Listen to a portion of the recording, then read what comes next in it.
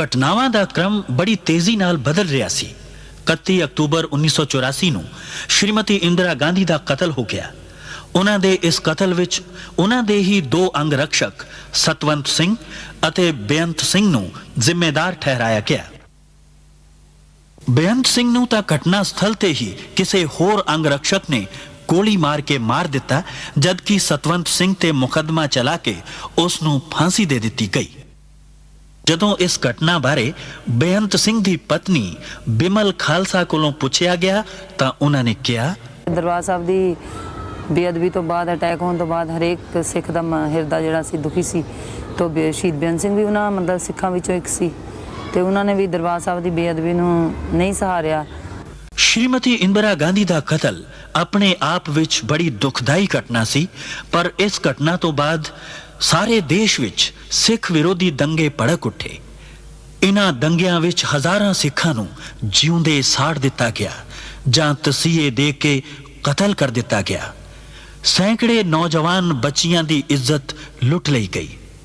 ਸਰਕਾਰੀ ਅਨੁਮਾਨ ਅਨੁਸਾਰ ਕੇਵਲ ਦਿੱਲੀ ਵਿੱਚ ਹੀ 2,500 ਤੋਂ ਵੱਧ ਔਰਤਾਂ ਵਿਧਵਾ ਹੋ ਗਈਆਂ। ਇਨ੍ਹਾਂ ਦੰਗਿਆਂ ਦਾ ਬਹੁਤਾ ਪ੍ਰਕੋਪ ਦਿੱਲੀ ਤੋਂ ਇਲਾਵਾ ਕਾਨਪੁਰ, ਇੰਦੌਰ, ਬੁਖਾਰੋ ਤੇ ਭਾਰਤ ਦੇ ਹੋਰ ਕਈ ਸ਼ਹਿਰਾਂ ਵਿੱਚ ਬੜਾ ਭਿਆਨਕ ਸੀ। ਸਾਰੇ ਦੇਸ਼ ਵਿੱਚ ਸਿੱਖਾਂ ਦੀ ਅਰਬਾਂ ਰੁਪਏ ਦੀ ਸੰਪत्ति ਤਬਾਹ ਕਰ ਦਿੱਤੀ ਗਈ। ਕੇਵਲ ਦਿੱਲੀ ਵਿੱਚ ਹੀ ਸੈਂਕੜੇ ਗੁਰਦੁਆਰਿਆਂ ਨੂੰ ਅੱਗਾਂ ਲਗਾ ਦਿੱਤੀਆਂ ਗਈਆਂ ਤੇ ਹਜ਼ਾਰਾਂ ਪਾਵਨ ਪਵਿੱਤਰ ਬੀੜਾਂ ਜਲਾ ਕੇ ਰਾਖ ਕਰ ਦਿੱਤੀਆਂ ਗਈਆਂ। ਦੰਗਾ ਕਰਨ ਵਾਲੇ ਇਹ ਭੁੱਲ ਗਏ ਸਨ ਕਿ ਜਿਸ ਗੁਰੂ ਗ੍ਰੰਥ ਸਾਹਿਬ ਨੂੰ ਸਿੱਖਾਂ ਦਾ ਗ੍ਰੰਥ ਸਮਝ ਕੇ ਸਾੜਿਆ ਜਾ ਰਿਹਾ ਹੈ, ਉਸ ਵਿੱਚ ਭਗਤ ਕਬੀਰ, ਭਗਤ ਰਵਿਦਾਸ, ਭਗਤ ਨਾਮਦੇਵ, ਰਾਮਾਨੰਦ ਅਤੇ ਬਾਬਾ ਫਰੀਦ ਦੀ ਵੀ ਬਾਣੀ ਦਰਜ ਹੈ, ਜਿਸ ਨੂੰ ਲੱਖਾਂ ਸਿੱਖ ਹਰ ਰੋਜ਼ ਮੱਥਾ ਟੇਕਦੇ ਤੇ ਸਤਿਕਾਰ ਦਿੰਦੇ ਹਨ। ਗੈਰ ਸਰਕਾਰੀ ਅਨੁਮਾਨ ਅਨੁਸਾਰ ਇਨ੍ਹਾਂ ਦੰਗਿਆਂ ਵਿੱਚ 20,000 ਦੇ ਕਰੀਬ ਸਿੱਖ ਮਾਰੇ ਗਏ ਸਨ। ਮੇਰੇ ਪੋਤਰਿਆਂ ਨੂੰ, ਫਿਰ ਵਿਚਾਰਿਆਂ ਨੂੰ ਇਸੇ ਤਰ੍ਹਾਂ ਸ਼ਹੀਦ ਕੀਤੇ ਗਏ ਕਿ ਅਸੀਂ ਉਹਨਾਂ ਦੀ ਕੋਈ ਗੱਲ ਕਰ ਨਹੀਂ ਸਕਦੇ ਵੀ। ਵਿਚਾਰਿਆਂ ਨੂੰ ਐਸੇ ਉਹਨਾਂ ਨੂੰ ਨਾਲੇ ਦੇ ਵਿੱਚ ਡੋਬ ਕੇ ਤਸੀਹੇ ਦੇ ਕੇ ਸਾਡੇ ਬੱਚਿਆਂ ਨੂੰ ਸ਼ਹੀਦ ਕੀਤਾ ਗਿਆ। मेरी कुड़ी का सिर फाड़ देता, फिर लड़की कहने लगी मेरा भाई बचा ले, छोड़ दे, मैनू मार दे, मेरा भाई छड़ दो, मेरी माँ का सहारा बन जाएगा। कोई बंगी थे, मुसलमान थे, इस्लाम था, उद्दल था, गुप्ता था, हाँ सारे थे, सारे इसी इलाके के थे। बस जब भाज गए ना तो डप्पा थे, बल्लम उसको ऐसे घोप दे देते थे, तो वो कहते हाय रे मैं मर गया रे, फिर वो हाथ ऊपर करते तो उसको लाठी मार के सिर पे जिंदे को आग लगा गए, मेरे मुंडे को जिन्ने को आग लगा जैसे मेरी गोदी में से खिंच गए। 3 साल के बच्चे मार दिए, 3 साल के 2 में 3 साल के बच्चे वो कैसे बीतेगी उसके दिल पे? शिकल देख कैसी हो रही मेरी मुंडी, कैसे मारा? ऐसे जला दी, आग में से काट के मार के, पहले यहाँ से गर्दन काट के आग में जला दी। 1000-2000 ਬੰਦਿਆਂ ਨੇ ਸਾਡੇ ਉੱਤੇ ਹਮਲਾ ਕਰ ਦਿੱਤਾ।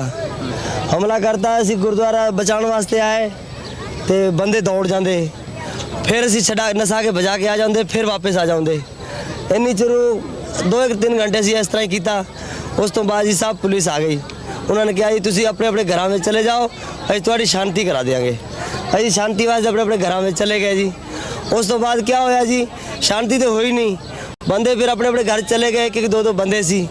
ਉਦੋਂ ਫਿਰ ਬੰਦੇ 1-200, 300, ਇੱਕ ਬੰਦੇ ਦੇ ਘਰ ਤੇ ਚੜ ਗਿਆ, ਪੱਥਰਾਂ ਨਾਲ ਮਾਰਿਆ, ਮਿੱਟੀ ਦਾ ਤੇਲ ਸਾੜਿਆ, ਉੱਤੇ ਅੱਗ ਲਾ ਕੇ ਬੰਦੇ ਨੂੰ ਮਾਰ ਕੇ ਸੱਟ ਗਏ। ਅੱਧਾ ਮਰਿਆ, ਅੱਧਾ ਨਹੀਂ ਮਰਿਆ, ਪਿਆ ਰਿਹਾ ਜੀ। ਫਿਰ ਇਹ ਗੁਰਦੁਆਰਾ ਸਾਰਾ ਤੋੜ ਦਿੱਤਾ ਪੂਰਾ। ਬਾਬਾ ਸਾਹਿਬ ਦੀ ਪੂਰੀ ਬੇੜੀ ਦੀ ਬੇਇੱਜ਼ਤੀ ਕੀਤੀ। ਸਾਰੀ ਕਲੋਨੀ ਦੇ ਬੰਦੇ ਘੱਟੋ ਨਾ ਤਾਂ 200-300 ਬੰਦਾ ਸਾਡਾ ਇੱਧਰ ਦਾ ਮਰਿਆ।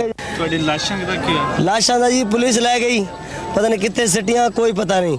ਜਿਹੜੇ ਇੱਥੇ ਸੀ 50-100 ਬੰਦੇ ਦੇ ਇੱਥੇ ਸੜ ਗਏ, ਇੱਥੇ ਹੀ ਮਰ ਗਏ, ਇੱਥੇ ਹੀ ਪੈ ਰਹੇ। ਉਹਨਾਂ ਨੂੰ ਕੁੱਤੇ ਬਿੱਲੇ ਖਾ ਗਏ ਵਿਚਾਰਿਆਂ ਨੂੰ, ਕੋਈ ਪਤਾ ਨਹੀਂ। ਦੇਸ਼ ਵਿੱਚ ਸਿੱਖ ਭਾਈਚਾਰੇ ਉੱਪਰ ਇੰਨਾ ਵੱਡਾ ਕਹਿਰ ਟੁੱਟਿਆ, ਪਰ ਦੇਸ਼ ਦਾ ਹੁਕਮਰਾਨ ਇਹ ਕਹਿ ਕੇ ਸਪਸ਼ਟੀਕਰਨ ਦੇ ਰਿਹਾ ਸੀ ਕਿ ਜਦੋਂ ਵੱਡਾ ਦਰਖਤ ਗਿਰਦਾ ਹੈ ਤਾਂ ਧਰਤੀ ਹਿਲਦੀ ਹੀ ਹੈ। ਦੇਸ਼ ਦਾ ਆਮ ਸਿੱਖ ਇਹ ਸੋਚ ਰਿਹਾ ਸੀ ਕਿ ਕੀ ਇਹ ਧਰਤੀ ਸਿਰਫ ਸਿੱਖਾਂ ਵਾਸਤੇ ਹੀ ਹਿਲਣੀ ਸੀ। ये तो हम तो खुलेआम कहते हैं कि जिस देश का प्रधानमंत्री इतने लोगों की हत्या हो और उसके बाद कहे कि साहब बड़ा कोई पेड़ गिरता है तो पत्ता झड़ता ही है, तो ये कोई मतलब हैं कि कोई सद्भावना के दृष्टिकोण से अच्छा नहीं है। It was very sad that Indira Gandhi was assassinated. Very sad. But what followed later was sadder still. Much more sadder than. And explanations like a huge tree falling and hence there would be a small shudder around, I think they don't serve much purpose. They do not.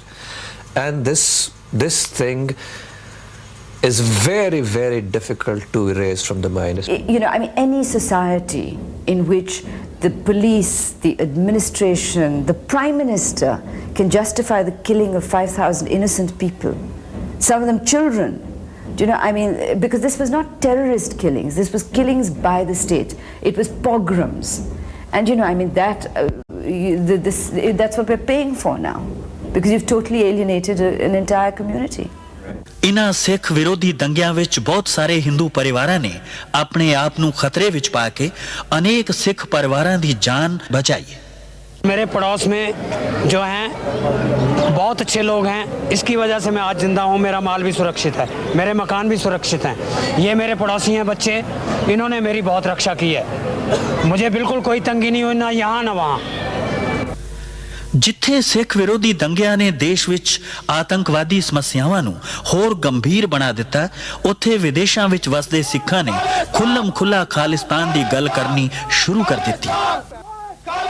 ਔਰ ਜਿੰਨਾ ਚਿਰ ਤਾਈਂ ਅਸੀਂ ਇਹ ਸਾਰੇ ਹਿੰਦੁਸਤਾਨ ਦੇ ਵਿੱਚੋਂ ਇਹ ਜਿਹੜਾ ਜੇ ਅਸੀਂ ਸਿੱਖ ਕਲਚਰ ਨੂੰ ਬਚਾਉਣਾ, ਸਿੱਖ ਨੇਸ਼ਨ ਨੂੰ ਬਚਾਉਣਾ, ਅਸੀਂ ਨੇਸ਼ਨਹੁੱਡ ਦੀ ਵੱਡੀ ਗੱਲ ਆ, ਇਹ ਉਹ ਤਾਂ ਹੀ ਸੁਰੱਖਿਅਤ ਹੋ ਸਕਦੀ ਆ। ਉਹ ਕੌਮਾਂ ਜਾਣੀਆਂ ਜਾਂਦੀਆਂ ਨੇ ਜਿਨ੍ਹਾਂ ਕੌਮਾਂ ਦੇ ਆਪਣੇ ਮੁਲਕ ਹੁੰਦੇ ਨੇ। ਉਹ ਪੁਰਾਣਾ ਇੱਕ ਅੰਗਰੇਜ਼ੀ ਦਾ ਮੁਹਾਵਰਾ, only those nations are known which have the states or which create the status.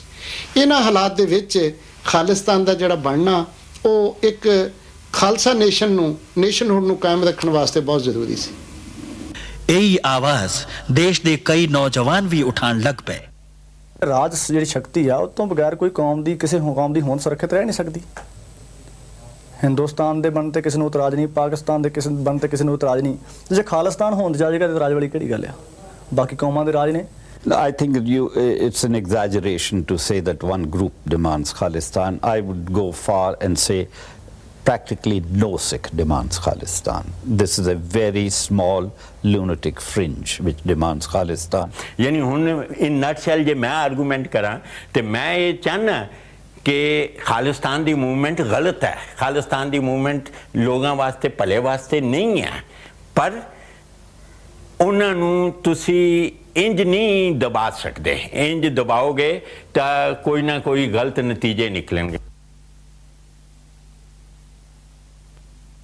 1986 ਵਿੱਚ ਰਾਜੀਵ ਲੌਂਗੋਵਾਲ ਸਮਝੌਤਾ ਹੋਇਆ। ਹਰ ਪਾਸੇ ਆਸ਼ਾ ਦੀ ਕਿਰਨ ਦਿਖਾਈ ਦਿੱਤੀ ਕਿ ਹੁਣ ਪੰਜਾਬ ਵਿੱਚ ਉਹ ਅਮਨ ਪਰਤ ਆਏਗਾ ਜਿਸ ਦੀ ਉਹਨਾਂ ਨੂੰ ਤਲਾਸ਼ ਹੈ। ਇਸ ਤੋਂ ਪਹਿਲਾਂ ਕਿ ਪੰਜਾਬ ਵਿੱਚ ਫਿਰ ਅਮਨ ਕਾਇਮ ਹੁੰਦਾ, ਕਿਸੇ ਨੇ ਇਸ ਅਮਨ ਦੇ ਚਿਹਰੇ ਤੇ ਵੀ ਕਾਲਖ ਪੋਚ ਦਿੱਤੀ ਸੀ। ਸੰਤ ਲੌਂਗੋਵਾਲ ਨੂੰ ਕਿਸੇ ਨੇ ਗੋਲੀ ਮਾਰ ਕੇ ਸ਼ਹੀਦ ਕਰ ਦਿੱਤਾ ਸੀ।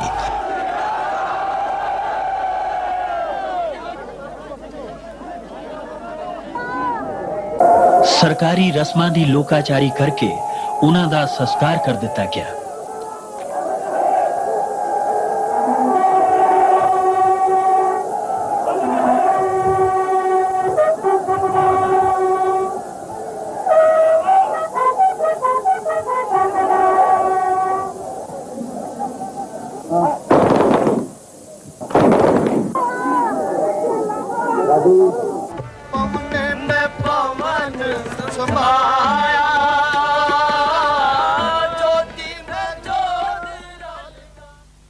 ਸੰਤ ਲੌਂਗੋਵਾਲ ਦੇ ਸ਼ਹੀਦ ਹੋ ਜਾਣ ਮਗਰੋਂ ਪੰਜਾਬ ਵਿੱਚ ਵਿਧਾਨ ਸਭਾ ਚੋਣਾਂ ਹੋਈਆਂ।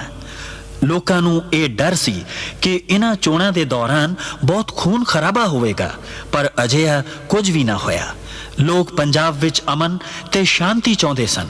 ਉਹਨਾਂ ਨੇ ਅਕਾਲੀ ਨੁਮਾਇੰਦਿਆਂ ਨੂੰ ਭਾਰੀ ਗਿਣਤੀ ਵਿੱਚ ਜਿਤਾਇਆ।